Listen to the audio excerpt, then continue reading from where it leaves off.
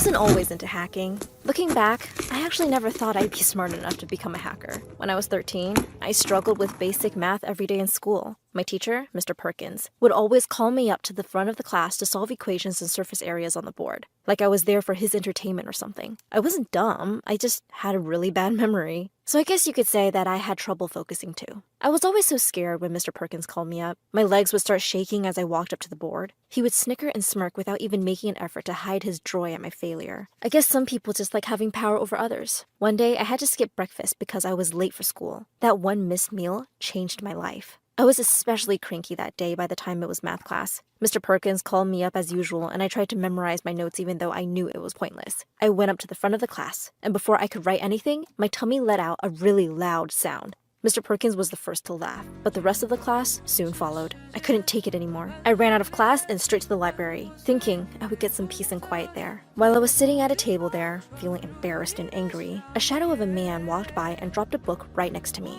I was startled by the sound. "Hey, watch!" I started as I turned around, but there was nobody there. I looked around, wondering if I had imagined it, but the book was right there. The title read, "Hacking for Dummies." Hacking? I thought to myself. Interesting. I suddenly started getting all these crazy ideas for hacking things. What if I could even hack a phone? Like in the movies. It got my mind really engaged. Imagine your teacher is trying to tell you who Christopher Columbus is, and you hear their phone go, "It was me. I farted before the break." I wasn't the most popular kid in school, so something like this could be my ticket to recovering from the tummy incident. I spent the rest of the school day reading that book. It was like my mind finally found something it could focus on. I think I hit some kind of mental growth spurt because I was starting to remember things much better. I started to look at videos online and find different books and articles to read on hacking. I spent as much time as I could get in trying to learn how to do what the kid from the movie did. Pretty soon, though, I realized that hacking somebody's phone and playing sounds on it was kind of complicated. There were all sorts of numbers and letters that were going over my head when I tried to learn it. I decided to start off with something small. There was this guy in my class, Robert. He was a pretty quiet kid who always sat at the back, so I thought he would be the perfect guinea pig. I decided that I would just start by hacking his Facebook. I spent months looking up how to hack Facebook, and I mean really hack it, not with those tricks or internet scams. Back then, Facebook had a different security system, and it was much easier to hack into. All I needed was his email to start. One day, after the last class ended at school, I walked up to Robert and tried to get him to hand over his email. "Hey, hi? I noticed you weren't in class on Monday. Do you need any notes that I could maybe send over to you?" "Oh, no thanks, Katie. I already got them from Jake." I had no idea who Jake was, but I already hated him for ruining my plan. Still, one of the first rules about hacking is to expect your first attempt to fail. I already had a backup plan. "Oh, that's good.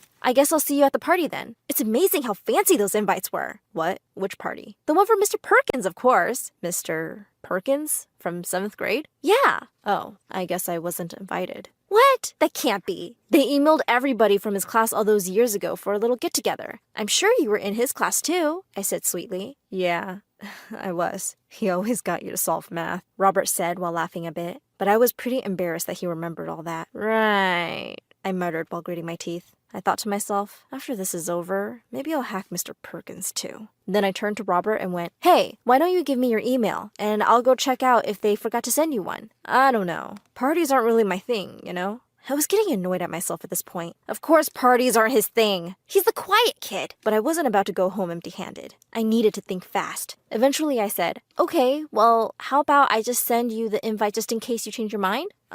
Sure," he said. About time, I thought to myself. Robert took out a piece of paper and wrote something on it. He folded the paper and then handed it to me. He immediately looked away and seemed rather shy all of a sudden. I opened it and saw that its contents read,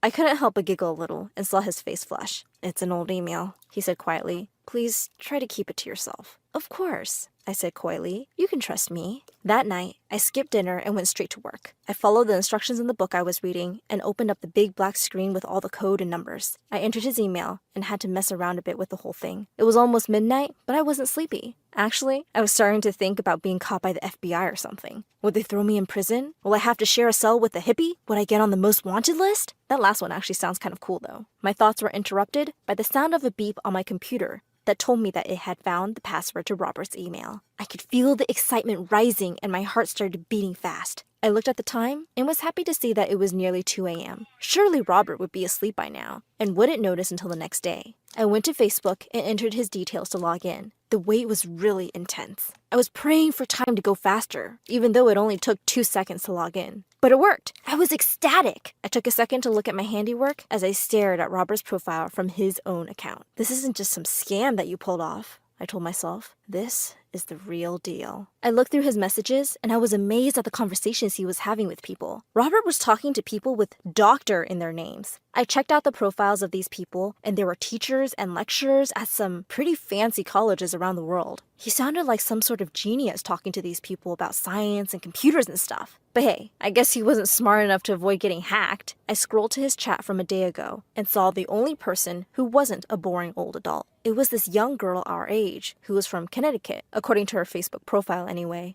I went through their messages and one thing became very clear. She was Robert's girlfriend. I was stunned for a moment. This guy barely spoke throughout our school year and he's on Facebook hitting on this girl with lines that would give any girl weak knees. I felt like he was somebody completely new. I suddenly started to feel excited at having this power over somebody. I could text any of these people he talks to and they'd think it was him. I loved the feeling that I knew everything he was hiding from the world. One hack was all it took to reveal his secrets. Now it was time for a little fun. I thought that it would be a good idea to give this teenage genius with a girlfriend the spotlight for a while. I also wanted to test the powers of my hacking. I went to his profile and began typing. Then I hit the post button, logged out, and went to bed giggling to myself. The next day, I woke up feeling terrible. I must have slept really late. But as soon as I remembered my success from last night, I got this new wave of energy. I wanted to see if I had made a difference to the real world, not just the one I hacked. I got ready for school and left in a hurry. When I got to class, I was really pleased with what I saw. Robert was indeed the center of attention. Everybody was around his desk and talking to him. Some people were congratulating him. Others were laughing at him. I walked over with a smile and asked somebody from the crowd around him, "Hey, what's going on? You didn't see?" The boy took out his phone and showed me exactly what I expected to see. Apparently, Robert had announced on Facebook last night, "I have a confession to share with you all. I wet myself when I do algebra." I laughed and looked over at Robert, who was just trying to cover his face while people sarcastically congratulated his bravery at the same time for the confession.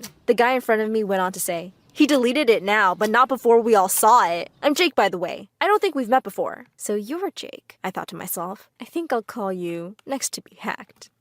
I laughed at the little joke I had with myself and ignored Jake as I went to my seat. I felt amazing. I got a deep look inside somebody's life. I saw things they would not share with anybody else, and I changed their real life too. This was just a harmless prank, but I knew I could do much better and much bigger. I grew up with the same attraction to hacking. I kept learning new methods and weaknesses in online security. By the time I was 25, I was a professional hacker. I worked on contracts from time to time, doing some small jobs and some big jobs. The money was good, but the jobs were getting too easy. I started to notice that hacking was getting boring. Most of it was about big companies wanting to get rid of their own legal violations and avoid penalties. I knew I wanted more than this, though. I had several boyfriends to keep my life interesting. I hacked into every one of them to keep the feeling of excitement and to always have the power and control in the relationship, even if they didn't realize it. One guy I dated was cheating on me with 2 other women. Sometimes I wonder what happened to him after I leaked his private and exposing chats to the other 2 women, and his parents, and his sister, and his cousins, and also his neighbors. Not all of the guys I dated were scumbags, though. Some of them were smart scumbags. I hacked into one guy's bank account to see that he was donating money to a charity for orphans. Sweet, right? Yeah, well, after a while, I noticed a pattern in his donations, and it turned out that he was just laundering money to avoid taxes. An anonymous report to the authority fixed that right up. I couldn't stand dating nice guys. Hacking them was no fun because they were just so clean all the time. It was boring to not find anything interesting. However, everything changed when I met Trevor. We met at a bar. It was the most typical encounter, since that's where I met most of my short-term boyfriends. Trevor was sweet and charming. He had one of those handsome faces that you feel like you've seen somewhere before, maybe in a movie. He always knew what to say to make me feel special, if I was a normal girl, that is. The most interesting thing about him was that I could not find a way to hack him. I tried casually at first, starting with his Instagram and Snapchat, like I usually do, but I couldn't manage to break in. He was using a software that I had never seen before. It was stopping me from accessing anything about him.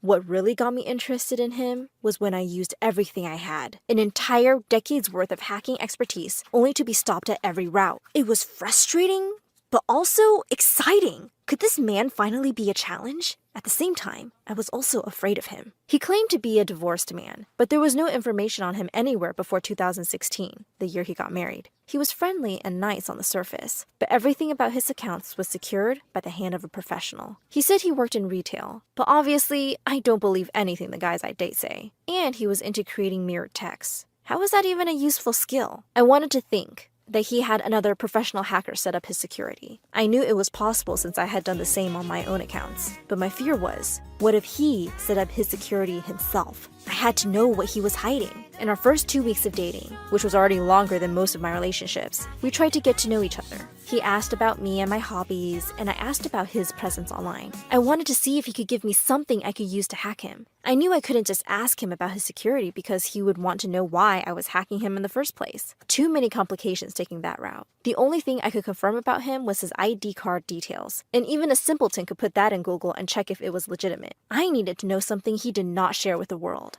It was an itch that I just couldn't scratch. My lucky break came on our 1-month anniversary. He arranged for a date night at this fancy new restaurant that everybody around town was hyped up about. I wasn't sure how he managed to get us seats at peak dinner time. I was expecting the night to go as usual, that I would have to act like I had fun. But really, I just wanted to hack this smooth-talking man. We had a nice meal, and when it was time to order desserts, he went with a chocolate banana split and I ordered a slice of tiramisu cake. When the waiter left to get our order, Trevor put up a serious look and said, "I think it's time I told you something." My eyes flashed and I began listening even more intently as he went on. "I haven't been completely honest with you." I nodded my head so he could go on. "You see, I know I've told you that I'm a divorced man, but what you don't know is, I took her last name when we separated, and I kept it." I felt my eyes widen to the point that they were about to pop out of their sockets. This was big news! Besides knowing that he did something controversial and unconventional, I finally had a lead. His original last name! I could barely contain my excitement as I said, "So, what's really your name?" "My real name is Trevor Noah." "Phew, I am so glad that's off my chest," he said. I was glad he's in a confessing mood. "I'm glad you told me," I said sweetly. "Please excuse me one moment." I speed walked straight to the ladies' room. I took out my second phone that I use for hacking. Technology has really come a long way, and I looked up everything about him. It was like he made completely new profiles after being married, but everything was without the same level of security. This was a gold mine for me. I decided to save the juicy stuff for when I got home. A quick hack into his Instagram and Facebook showed me that he was clean enough. I went back to him at our table where our desserts had arrived. "Everything okay?" he asked. "Everything is great. I love honesty," I said with a beaming smile. "That's good to know," he replied, trying to match my smile. "Hey, so I was thinking we could register together for one of those couple getaway trips, you know, to celebrate." I was already daydreaming about all the stuff I'd find on this guy once I got home, so I didn't really hear him. Hello?" he asked. "Oh, what?" I suddenly snapped back to reality. He asked me again, and I said, "Sure, why not? I might just dump him tonight anyways." "Perfect. Do you have an email I could register myself with? This travel agency only lets you register once with a single email, and I already used mine with my ex, so